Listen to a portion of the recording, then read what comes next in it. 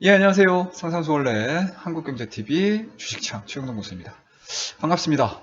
항상 말씀드리지만 시청 전에 구독과 좋아요, 알림 설정까지 꼭 부탁드리도록 하겠습니다. 자, 오늘은 전반적인 이야기를 좀 해보도록 하겠습니다. 뭐 시장 이야기도 시장 이야기를 좀 해야 될 것 같고요. 그리고 종목에 대한 이야기들도 좀 곁들여서 같이 좀 진행을 좀 해보도록 하겠습니다. 자, 일단은 종합주가지수는 3264.81포인트. 전날 대비해서 마이너스 0.2%가 하락으로 마무리가 됐습니다. 일단은 뭐 지난 밤이죠. 뉴욕 증시가 6월 소비자 물가지수 CPI를 발표를 했는데, 상당히 좀 높게 나왔습니다. 급등을 했죠. 뭐 그에 따라서 이제 인플레이션 우려 등으로 인해서 국내 증시도 영향을 좀 받았고요. 유럽 증시도 역시 좀 하락 마감을 한 상황이기 때문에 실질적으로 오전서부터도 상당히 좀 하락세로 약보합적으로 출발을 했습니다. 시가를 고점으로 해서 장 초반 낙폭을 좀 키워나가는 흐름도 좀 보여줬고, 장중 저점 자체는 오전장에 좀 잡혔습니다. 그리고 오후장 들어서서 3267선까지 좀 낙폭을 좀 줄이기도 했지만, 전반적으로 3260선 부근에서 장중 내내 움직였다라는 걸 말씀드릴 수가 있을 것 같고요. 뭐 결국에는 3264.81포인트로 마무리가 됐습니다. 일단은 좀 긍정적인 부분들을 먼저 말씀 좀 드리게 되면 전일자의 저가를 회복시키지 않고 오히려 저가 매수가 좀 유입이 됐다는 얘기겠죠.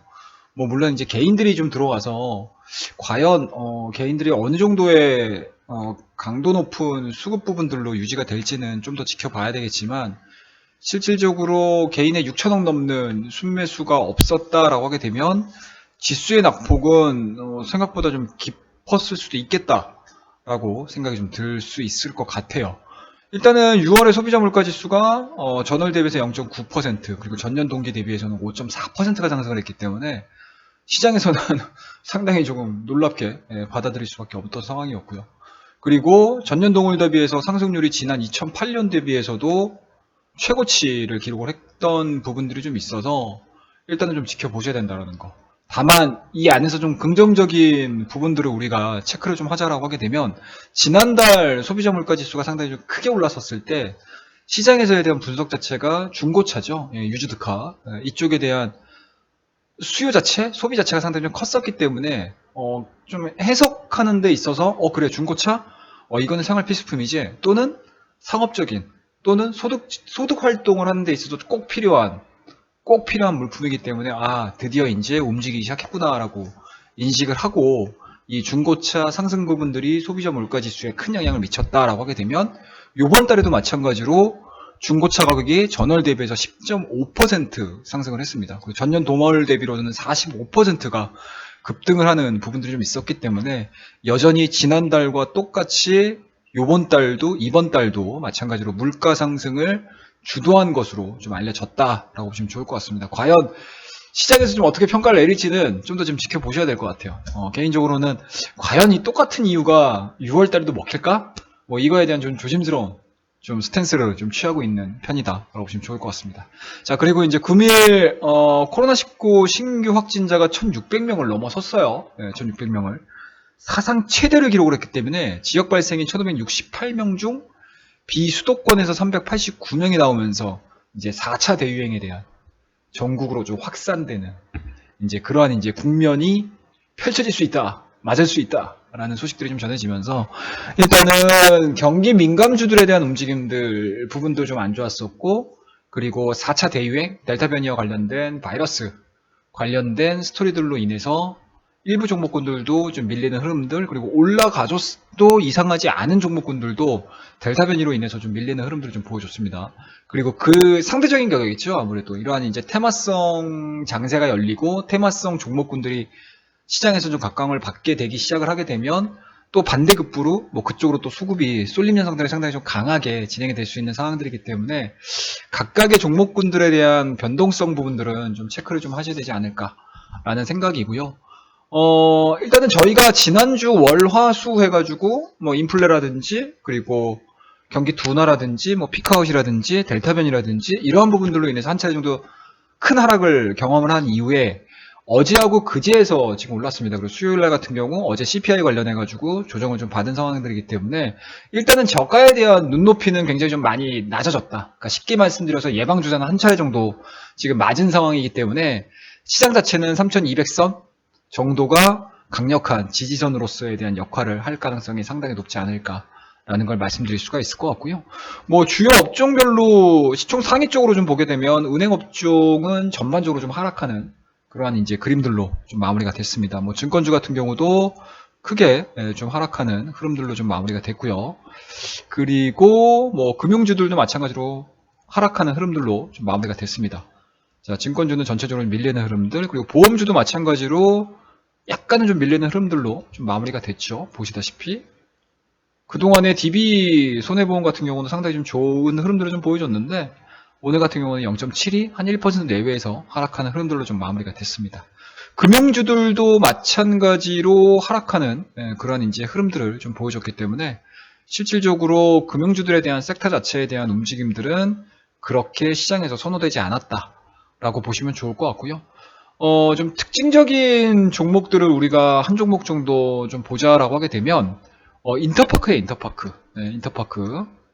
매물로 나왔다라는 소식들이 좀 전해지면서 오늘 오전 장서부터 갭상승한 이후에 외국인과 기관에 대한 순매수세가 상당히 크게 유입이 되면서 빠르게 좀 진행이 됐다라는 걸 말씀드릴 수가 있을 것 같고요.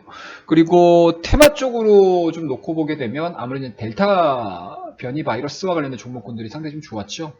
자, 일단은 재택근무와 관련된 종목군들 링네트라든지 알소포트라든지 뭐 ECS라든지 뭐 이런 종목군들이 차례대로 5일선을 하향이탈 시키지 않고 여전히 거래가 좀 활발하게 좀 진행이 되지 않았나라는 생각이 좀 들고요. 그 다음에 진단키트 쪽으로는 뭐 시젠이 오전장에 크게 좀 변동성을 좀 보여주는 듯 했었으나 21선 자체는 하향이탈 시키지 않으면서 그래도 십자 캔들을 만들어내면서 유지가 되고 있는 모습들로 좀 마무리가 됐다라고 보시면 좋을 것 같고요. 뭐 랩지노믹스 그리고 그동안에 뭐 휴마시스 같은 경우든 뭐 상당 부분 크게 좀 변동성을 좀 보여주면서 움직였다라고 보시면 좋을 것 같고 무엇보다도 오늘 뭐 코스피, 코스닥 양시장을 잘 아울렀던 가장 눈에 띄게 상승을 했었던 섹터들은 아무래도 2차전지를 빼놓고는 얘기를 할 수는 없을 것 같아요. 2차전지 쪽에 대한 스탠스. 뭐 저희도 2차전지 종목들을 상당히 조금 매매를 많이 해서 수익을 좀 많이 들였었고 그리고 뭐 앞서 제가 유튜브 콘텐츠와 관련해서 처음 녹화를 했던 부분들이 종목 리뷰를 했었던 종목군, 섹터군들이 2차전지였거든요. 2차전지 과연 하반기에 움직일 수 있을까? 그게 이틀 전이었어요. 이틀 전. 이틀 전인가요? 3일 전인가요? 저희가 해놓고도 제가 잘 기억을 못하네요. 자, 이틀 전에 제가 2차전지와 관련된 스토리들에 대해서 좀 짤막하게나마 좀 간략하게 말씀드렸는데 일단은 상당히 좀 좋았습니다. 뭐 물론 이제 세일 3사 같은 경우는 아무래도 이제 덩치가 크고 코스피 영향을 좀 많이 받다 보니까 특별한 상승 구간들을 만들어내지진 못했지만 밑에 하부에 걸려있는 이러한 소재 관련된 종목군들 그리고 장비 관련된 종목군들은 되게 재밌게 움직였던 것 같아요. 자, 코스모신 소재가 15% 좋은 흐름들 좀 보여줬고요. 에코프로비엔 같은 경우 신고가입니다 얘네들. 자, 그 다음에 에코프로도 마찬가지로 2.94% 좋은 흐름도 좀 보여줬고요. 그동안에 이제 버스바를 생산해주고 있는 이 AFW라는 종목도 드디어 이제 하락하는 과정에서 반등세가 좀 진행이 됐다라는 거 말씀드릴 수가 있을 것 같고 제가 지난 컨텐츠에서 좀 강하게 말씀을 드렸었던 후성이라는 종목이죠. 후성도 오늘 3%대에 대한 좋은 흐름들 그 다음에 또 하나 말씀드렸던 종목이 있어요.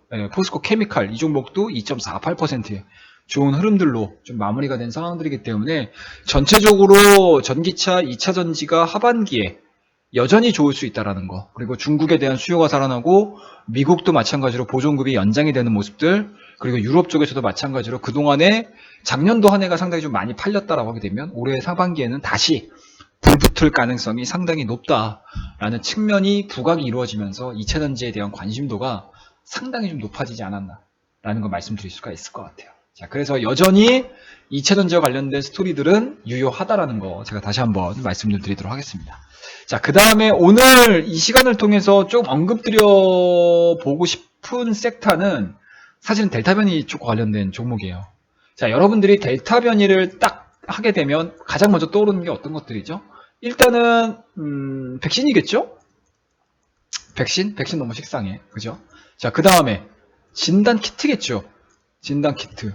이거는 그나마 유효한 것 같아요. 이미 1600명 정도가 지금 감염이라고 해야 될까? 확진이라고 해야 될까요? 감염이라고 하니까 되게 무섭네. 예, 확진이라는 건 맞겠죠? 예, 양성 반응이죠. 양성 반응을 보여준 이후에 뭐 지속적으로 확산세가 좀 진행이 돼준다라고 하게 되면은 그만큼 진단 키트에 대한 수요 부분들은 굉장히 좀 증가가 될 수 있다는 거. 기하급수로 늘어나겠죠. 거의 뭐 피라미드 형식으로. 그쵸? 예, 역학조사를 하게 되면 어마어마한 수가 진단을 받아야 되는 상황이고 검사를 받아야 되는 상황들이기 때문에 뭐 진단 키트와 관련된 종목군들에 대한 움직임들은 뭐 저는 개인적으로는 여전히 유효하다라는 쪽으로 좀 가닥을 잡고 투자 전략을 좀 짜시는 거, 매매 전략을 짜시는 것도 나쁘지 않겠다라는 거 말씀드릴 수가 있을 것 같고요. 그리고 지금과 같은 속도로 만약에 확진자 수가 증가가 된다고 하게 되면은 1차 유행 때 보여줬던, 그러니까 처음에 코로나라는 요 바이러스가 한번 생기고 나서 같이 움직였었던 종목군들을 좀 보시게 되면 재택근무 관련된 섹터군들이 굉장히 좀 빠르게 움직였습니다. 물론 저도 재택근무와 관련된 종목군들을 매매를 해서 상당히 지금 재미를 많이 봤어요. 단기간에 뭐 링네트라든지 뭐 ECS라든지 이런 종목들을 되게 많이 했었는데, 그리고 알서포트도 되게 재미를 좀 많이 봤었던 종목입니다.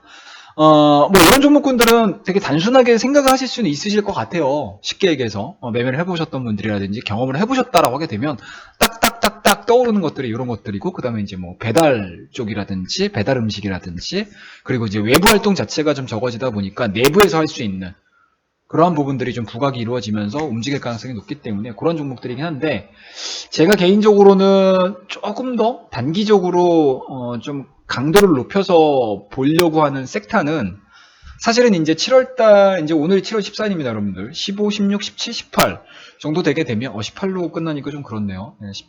18일. 18일이 좀 이상한데? 아니, 그냥 하죠. 18이라고 하겠습니다. 예, 어찌됐든. 아마, 초중고 자녀분들이 있으신 분들은 아마 지금서부터 긴장하실 거예요. 방학이에요, 애들. 애들 방학입니다. 학생들 방학, 애들이라고 하니까 좀 그렇네. 학생들 방학입니다. 자, 그렇다고 되면은 기존에는 항상 뭐 여름방학 되고 겨울방학 되면은 학원 가기가 정신은 없고요. 다들 이제 뭐 다들 바쁘시잖아요. 우리 부모님들. 그리고 우리 학생분들도 마찬가지로 바쁘실 텐데, 아마 제 걱정이 아이들 케어를 어떻게 하지? 자, 그러면은 가장 먼저 하는 게 뭐죠, 여러분들? 다 아이들을 학원에 맡기는 거죠. 뭐 태권도 학원도, 태권도 도장도 보내고, 뭐 옛날 같았으면 뭐 주산 학원도 보내고, 뭐 지금 초중학교, 중학교, 고등학교 학생들 보면은 뭐 영어, 수학, 국어 뭐 기본 아니겠습니까? 국영수는 기본으로 깔고 가는 거죠. 거기다가 뭐 과학도 배울 거고, 뭐 하여튼 여러 가지 학원들이 많습니다. 이제 학원으로 다 돌려야 돼요. 학원을 다 돌려야 되는, 학원으로 가서 수업을 들어야 되는 그런 상황들인데, 전혀 지금 학원을 못 가요.